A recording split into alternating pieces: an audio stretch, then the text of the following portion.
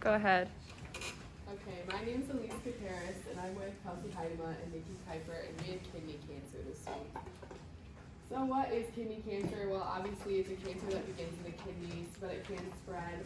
Renal cell carcinoma is the most common form of kidney cancer, and that usually presents itself in adults, and the more common type in children is a Wilms tumor. Oops. So what are some symptoms that you might see if you think you're experiencing kidney cancer? The first one is blood in your urine. So this could be a pink, red, or cola-colored blood that you'll see. The second is a pain in your back or side, and this pain will not go away even if you're taking meds or stuff like that. The third and fourth ones go together. You'll have loss of appetite as well as unexplained weight loss. You also might be experiencing tiredness and fatigue, as well as fever that does not come on with any other cold or flu symptoms. So there's this classic triad of symptoms that your doctor will be looking at, and that's hematuria, which is blood in your urine, and then pain and an abdominal mass.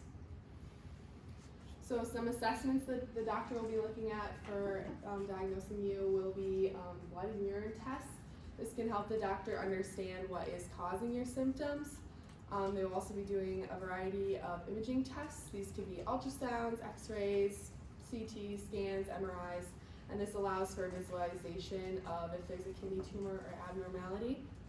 And then the doctor also might be doing a biopsy, and this is where they remove a sample of the kidney tissue and then they can test it in the lab for if there's signs of cancer. Some other tests besides this, they will be asking questions about your history, both family and medical. They'll be talking about your classic triad of symptoms, and they'll also perform a physical exam. But it's also not unusual for a patient to present a normal physical exam along with kidney cancer. Some causes that go along with this, so there's not one specific known cause, but there are a bunch of risk factors that go along with kidney cancer. So some of the top ones are old age, so your risk does increase as you get older. Smoking also increases your risk, but your risk will go down if you quit. Obesity will increase your risk, as well as hypertension. High blood pressure will increase that risk. Kidney failure, so the treatment actually for kidney failure, long-term treatment of dialysis will increase your risk for kidney cancer. And then also family history, so if other family members have had kidney disease or cancer, you have a lot higher likelihood of having kidney cancer.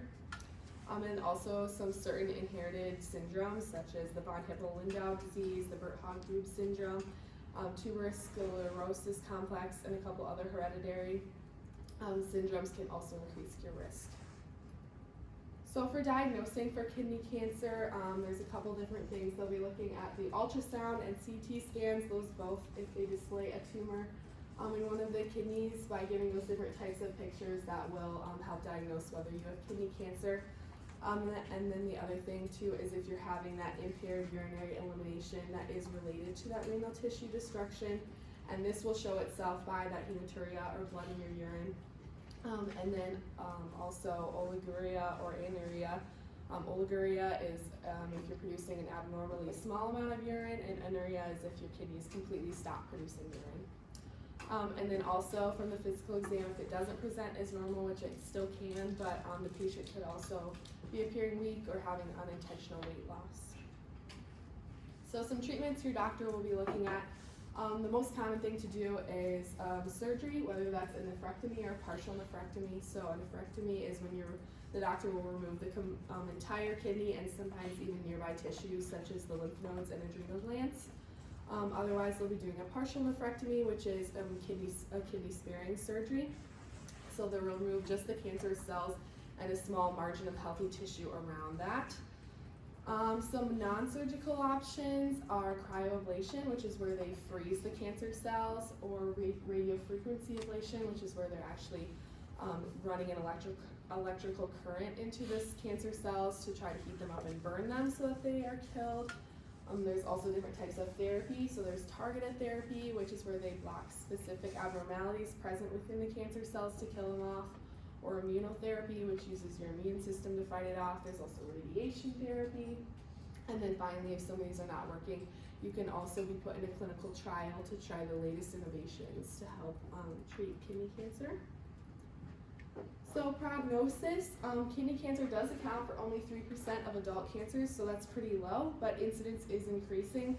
Right now it is the sixth most common cancer in men and 10th in women. But thankfully most tumors are found before they metastasize.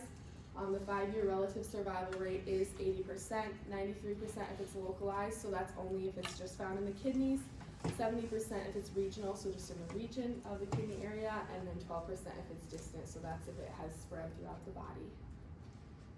And then follow-up finally.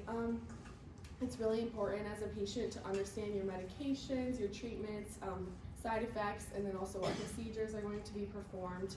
Routine checkups are vital to maintain your healing process, and then support too is very important with your hospital, your community, your church, and then also the American Cancer Society is a great form of support too. And then it's also good to know that lifestyle choices can aid in your recovery, whether that be quitting smoking, limiting alcohol, eating more fruits and veggies, and limiting animal fat, and then also exercising. That's it.